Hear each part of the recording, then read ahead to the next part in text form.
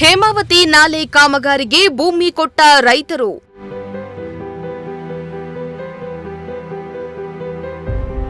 ನಮ್ಮ ಭೂಮಿಗೆ ತಕ್ಕ ಪರಿಹಾರ ಹಣ ನೀಡುವಂತೆ ಆಗ್ರಹ.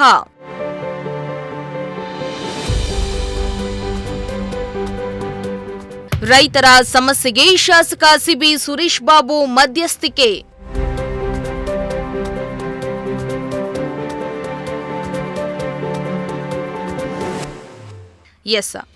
ತುಮಕೂರು ಜಿಲ್ಲೆಯಲ್ಲಿ ಕುಡಿಯುವ ನೀರಿಗಾಗಿ ಹೇಮಾವತಿ ಯೋಜನೆಯನ್ನ ಜಾರಿಗೆ ತರಲಾಗಿತ್ತು. ಈ ಕಾರಣಕ್ಕೆ ಹೇಮಾವತಿ ಕೊಂಡೊಯ್ಯುವ ಮಾರ್ಗದಲ್ಲಿರುವ ರೈತರ ಜಮೀನು ಒತ್ತುವರಿ ಮಾಡಿಕೊಂಡಿತ್ತು. ಇತ್ತ ರೈತರ ಜಮೀನಿಗೆ ತಕ್ಕ ಪರಿಹಾರವನ್ನ ಕೂಡ ಸರ್ಕಾರ ಘೋಷಿಸಿತ್ತು.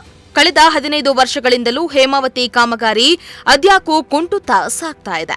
ಈ ಕಾರಣಕ್ಕೆ ಹೇಮಾವತಿ ನಾಲೆಗೆ ಮುಖ್ಯ ಅಡ್ಡಿಯಾಗಿದ್ದು ಭೂಸ್ವಾಧೀನ ಪ್ರಕ್ರಿಯೆ. ಅದರಂತೆ ಚಿಕ್ಕನಾಯಕನಹಳ್ಳಿಯ ಗ್ಯಾರೆಹಳ್ಳಿ ಗ್ರಾಮಸ್ಥರು ಕೂಡ ತಮಗೆ ಸೂಕ್ತ ಪರಿಹಾರ ಕೊಟ್ಟರೆ ಮಾತ್ರ ನಾವು ಭೂಮಿಯನ್ನ ಬಿಟ್ಕೊಡೋದು ಎಂದು ತೀರ್ಮಾನಿಸಿದ್ರು. ಈ ಕಾರಣಕ್ಕೆ ಇಂದು ಗ್ಯಾರೆಹಳ್ಳಿ ಗ್ರಾಮಕ್ಕೆ ಖುದ್ದು ಶಾಸಕ ಸುರೇಶ್ ಬಾಬು ಭೇಟಿಯನ್ನ ನೀಡಿ ಮಧ್ಯಸ್ಥಿಕೆ ವಹಿಸುವ ಕೆಲಸವನ್ನ ಮಾಡಿದ್ದಾರೆ.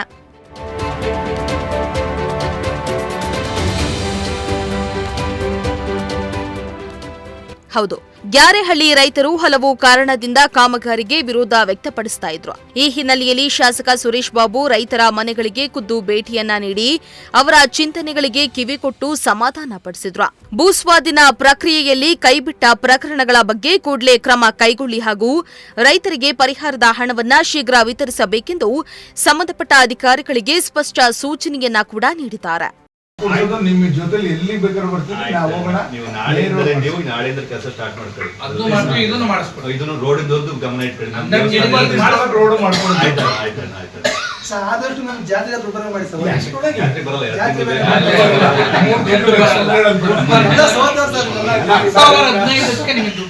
ಸರ್. ನಮಸ್ತೆ sir. Sir Suresh Babu MLA ಮಾತಾಡ್ತೀನಿ. ಹಲೋ ಮಹೇಶ್.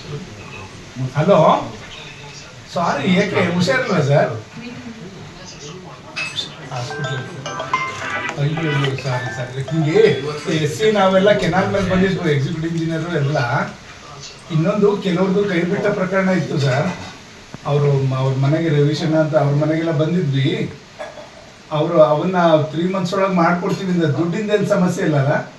ಈ ವೇಳೆ ಗ್ಯಾರೆಹಳ್ಳಿ ರೈತರು ಮಾತನಾಡಿ, ಹೇಮಾವತಿ ಕಾಮಗಾರಿಗೆ ನಮ್ಮ ವಿರೋಧವಿಲ್ಲ, ಆದರೆ ನಮ್ಮ ಜಮೀನಿಗೆ ಸೂಕ್ತ ಪರಿಹಾರವನ್ನ ಕೊಟ್ಟರೆ ಮಾತ್ರ ಭೂಮಿ ಬಿಟ್ಕೊಡುವುದಾಗಿ ತಿಳಿಸಿದ್ದಾರೆ. ಇಲ್ಲ, ಅಣ್ಣಾರು ಮನೆಗೆ ಬಂದ್ರೆ ನಮಗೆ ತುಂಬಾ ಸಂತೋಷವಾಗಿದೆ.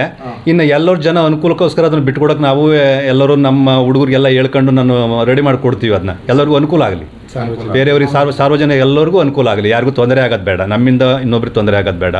ಅದರಿಂದ ನಮ್ಮ ಸಮ್ಮತಿ ಐತಿ.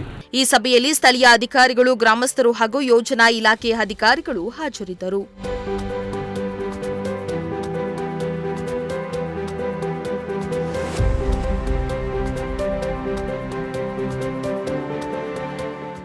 ಚೇತನ್ ಕುಮಾರ್, ಪ್ರಜಾಶಕ್ತಿ ಟಿವಿ, ಚಿಕ್ಕನಾಯಕನಹಳ್ಳಿ.